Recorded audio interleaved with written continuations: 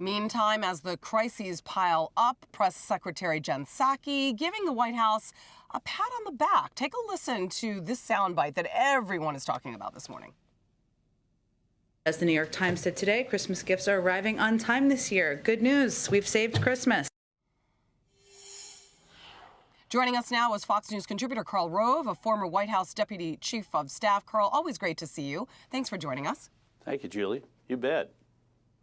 What do you make of Psaki's claims the Biden administration saved Christmas as supply chain continues to struggle? COVID cases surge and inflation is at a 39-year high. It kind of reminds me of the movie The Grinch Who Stole Christmas. I mean, he gave back Christmas, but he still stole it. That's what I'm going to compare Jen Psaki to this morning because I'm in the Christmas spirit. Yeah.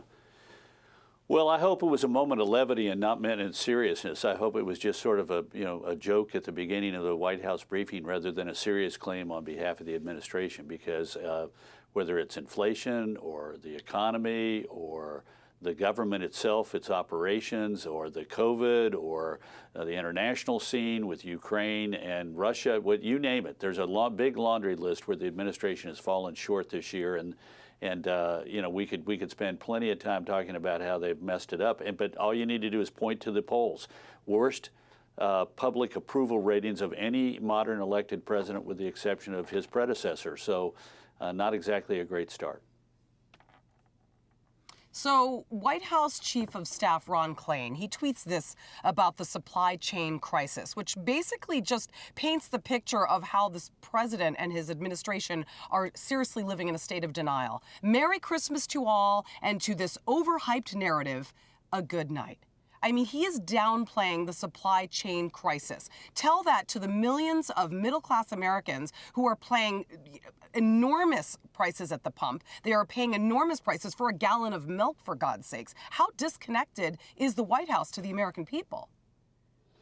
Well, I think awfully disconnected. Look, remember, these are the people who said COVID-19 was going to be in the rearview mirror by the 4th of July, and who called the inflation that we're experiencing transitory and dismissing it as not needing any attention or action.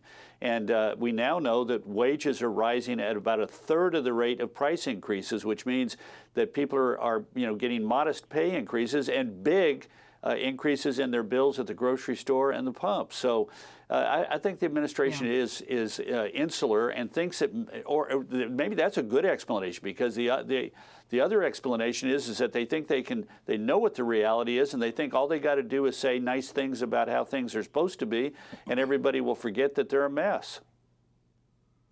Okay, well, everybody has a checkbook, and they know what the inflation situation, the supply chain crisis situation is in the United States. They don't need to be told lies by politicians. I want to move on to progressives that are telling Joe Biden to use his executive power to implement portions of his now defunct Build Back Better plan. This push, as you know, comes after Senator Joe Manchin said that he was unable to vote for the bill this week. The Progressive Caucus put out a statement. I want to read it for you. If we could put it up on the screen, it reads: the White House must continue to act on a parallel track by using the president's incredibly powerful tool of executive action. The legislative approach, while essential, has no certainty of timing or results, as we simply cannot wait to deliver tangible relief to people that they can feel and will make a difference in their lives and livelihoods. We also believe that executive action will make it clear to those who oppose the legislative path and continue to put hurdles in its way that the White House and Democrats will ensure we deliver relief for people now.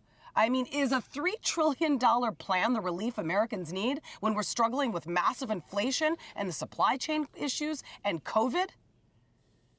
The answer is obviously no, but there's a deeper issue here that should worry us all a little bit more. This is a copy of the Constitution that I was given when I worked at the White House. It was given to me by the White House Chief of Staff, Andy Card, who wanted to remind every commissioned officer at the White House that we had taken an oath to defend the Constitution. Article 1, Section 1 of the Constitution says, all legislative powers herein granted shall be vested in a Congress. That means that the Congress passes laws, not the president.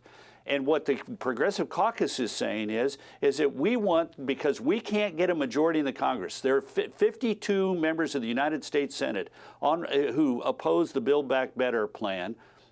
Two of them are Democrats, Manchin and Sinema. There may be others, but we've got a majority in the Congress who are not willing to pass this bill. So what do the progressives say? They say ignore the Constitution. Here's the other problem with that. Article 1, Section 9 says that the Congress shall have the sole power to appropriate money. So what do they want the president to do? They want the president to make law because they can't get it through the Congress, and they want the president to spend money that he has no power and no authority to spend. They're calling for essentially an undemocratic action, ignoring the Constitution of the United States. Are they so power happy that they feel that we ought to dismiss the Constitution in search of the Build Back Better plan? I think this is a horrendous moment, and it demonstrates that they're concerned with power and power only.